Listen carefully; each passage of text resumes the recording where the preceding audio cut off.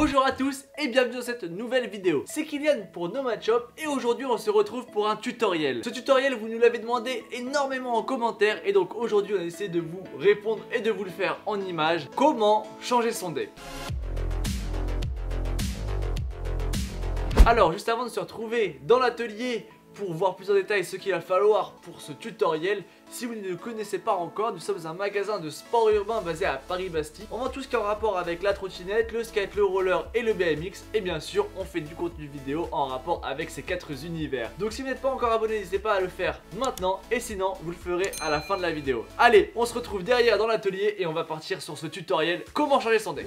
Nous voici dans l'atelier. Alors, pour ce tutoriel, prévoyez un temps entre 10 minutes et 20 minutes. Et sachez que le niveau de difficulté est plutôt facile. On est sur du plug and play, donc à part si votre deck est vraiment endommagé, je dis bien l'ancien deck, logiquement il ne s'agit que d'enlever des pièces, dévisser des vis et refaire la même chose dans l'autre sens. Une dernière chose, pour les outils dont vous allez avoir besoin aujourd'hui, il va falloir des clés à laine, un tour de vis plat et un marteau. Et bien sûr, un petit peu d'huile de coude.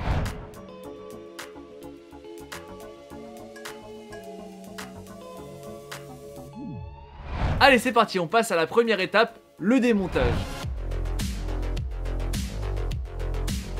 Pour le démontage, rien de très compliqué, il va falloir juste démonter les différentes pièces de votre guidon pour ensuite enlever la fourche et finalement avoir accès au deck. Comme vous le voyez, j'ai pris avec moi une trottinette éthique qui justement pourrait être une trottinette sur laquelle on veut changer un deck. Et ici, finalement, la difficulté pour changer un deck, si je puis dire la difficulté, c'est de bien connaître le système de compression qu'on va avoir au niveau de la fourche. Donc ce qui se passe en fait à l'intérieur du guidon ici. Il y en a 4, disons plutôt même 3. Il faut les connaître et si vous ne les connaissez pas, n'hésitez pas à aller voir la vidéo qui est ici. On a le ICS, le IHC et le HIC-SCS qui sont à peu près similaires. J'ai pris avec moi les pièces pour vous faire un petit rappel de ces différents systèmes pour bien que vous compreniez comment les démonter. On va commencer avec ce premier système de compression qu'il y a sur cette trottinette, à savoir le HIC. Démontage du collet de serrage, on enlève la barre et puis on va dévisser, vous allez voir à l'intérieur le système de compression pour ensuite pouvoir enlever la fourche.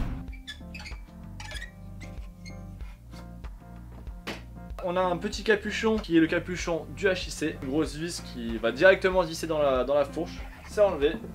Et ensuite, il suffit de venir hop, tirer gentiment le deck par en haut. La fourche reste ici et notre deck est désolidarisé du reste de la trottinette. Il se peut que vous ayez une trottinette par exemple blonde complète et dans ces cas-là, votre fourche n'est pas HIC mais elle est IHC.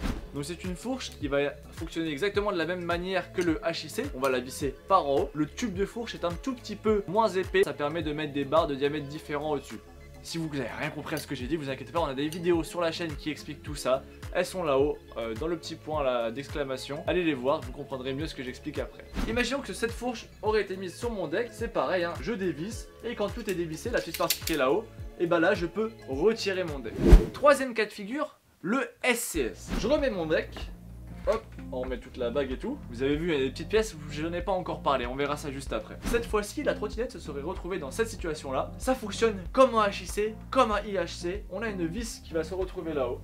On vient dévisser, et quand elle est entièrement dévissée, on peut retirer le SCS. Finalement, mon SCS fonctionne comme mon HIC. C'est des espèces de petits capuchons qu'on vient visser au-dessus de la fourche pour compresser le tout. Il y a un dernier cas de figure, les systèmes dits ICS. Encore une fois, les vidéos ne manquent pas sur la chaîne. Le mieux pour comprendre comment cela fonctionne, c'est d'aller voir la vidéo sur la trottinette Erawan qui se trouve juste ici. Je vous fais un rapide rappel, démonter le collet de serrage, démonter la roue avant. Une fois la roue avant et l'axe de la roue avant enlevé, je vais prendre le tout et là avec ma grande clé, venir chercher à l'intérieur une vis que je vais dévisser entièrement, enlever ma barre, enlever ma fourche et faire les mêmes étapes que celles qu'on a vues avant. Voilà, le démontage n'est pas encore terminé, il reste une dernière étape. Il reste à enlever le jeu de direction, ce qu'on appelle le JDD. Tout simplement, 2 roulements qui se trouvent de part et d'autre du deck, en bas et en haut. Donc là on a plusieurs petites parties à ne pas perdre. Une coupole, une bague de compression, les 2 roulements haut et bas.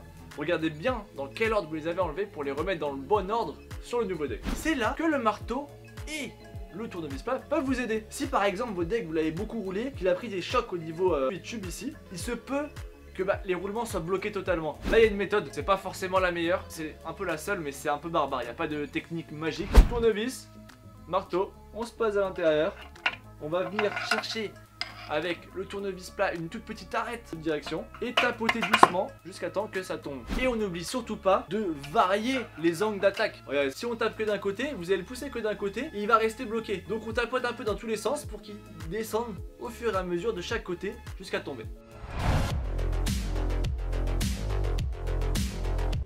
Allez, c'est parti, j'ai pris avec moi un deck Apex. On va tout simplement le remonter en imaginant que ma fourche et ma barre sont les pièces restantes de ma trottinette d'origine. Première étape du remontage, remettre le jeu de direction. Pour l'occasion, j'ai pris un nouveau jeu de direction, c'est ce que je vous conseille. Si vous changez votre deck, changez le jeu de direction, mettez un petit coup de nettoyage, WD-40, un peu de graisse en même temps qu'on remet le jeu de direction. Avec les poignées et le grip, c'est des choses qu'il vaut mieux changer à chaque fois qu'on fait une petite révision sur la trotte, tous les 3-4 mois, au moins une fois par an, vraiment. La bague du bas, le roulement du haut.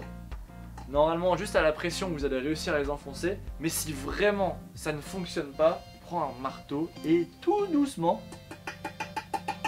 on tapote. Le mieux, c'est avec un maillet. Et surtout pas un gros coup d'un côté, parce qu'encore une fois, on va le mettre de travers. Et là, c'est fini. Vous avez cassé votre roulement. Ça a mal tourné. Vous allez nous envoyer des messages. Pourquoi ça grince? Pourquoi ça fait du bruit? Et après, on dira, bah les gars, vous n'avez pas suivi le tutoriel à la lettre. J'ai remis mes jeux de direction. Et bah, tout simplement, je mets mon nouveau deck. Ensuite, très important, ma bague de compression. Si vous oubliez cette bague de compression, bah vous aurez du jeu même en serrant au maximum vos systèmes de compression. Ensuite, on remet la petite cuve au-dessus.